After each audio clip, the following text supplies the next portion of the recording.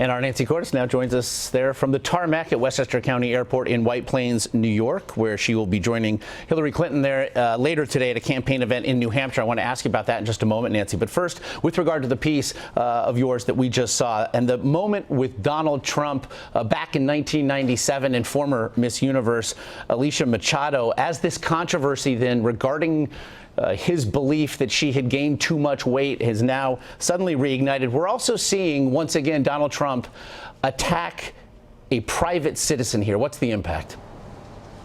Well, what it does is essentially feeds into the argument that Clinton herself was making on the debate stage, which is that Trump says demeaning, sometimes sexist, sometimes objectifying things about women.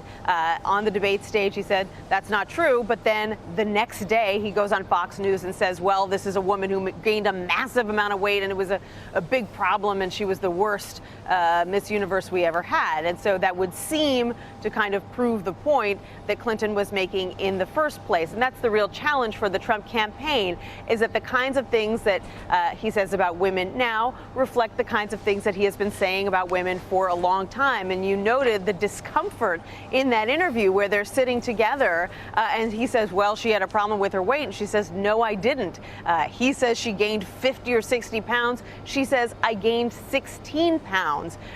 So if anything, it shows not just that he sometimes has offensive things to say about women, but also that he tends to exaggerate both then and now. In the current context, it's just a remarkable thing to watch. Meanwhile, that plane idling behind you will be taking Hillary Clinton and you and members of her traveling press corps to New Hampshire today. She's going to be on the stump with Vermont Senator Bernie Sanders, whom we have not seen all that often since he threw in his endorsement behind her. But we now see the numbers, particularly with young voters as they relate to Hillary Clinton, and the grim story at this point that they're telling. What can we expect then from this appearance by the two of them today?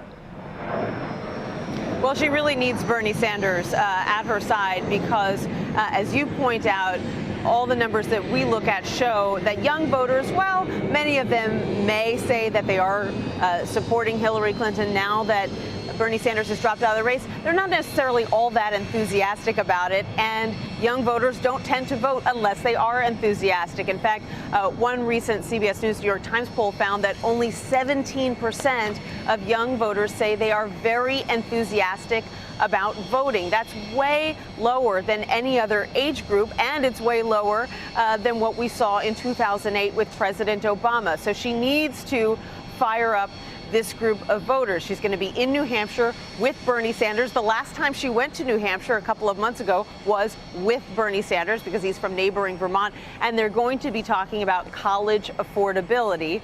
What a surprise. This is one of those issues where he actually kind of forced her to move in his direction. She had been supportive of debt-free college for most Americans that weren't extremely wealthy, and he pushed her further to the left and said, that's not good enough. We need to bring the cost of college down for most Americans. And so that's what they're going to be talking about today. Nancy Cordes, as always, we appreciate it. You're welcome.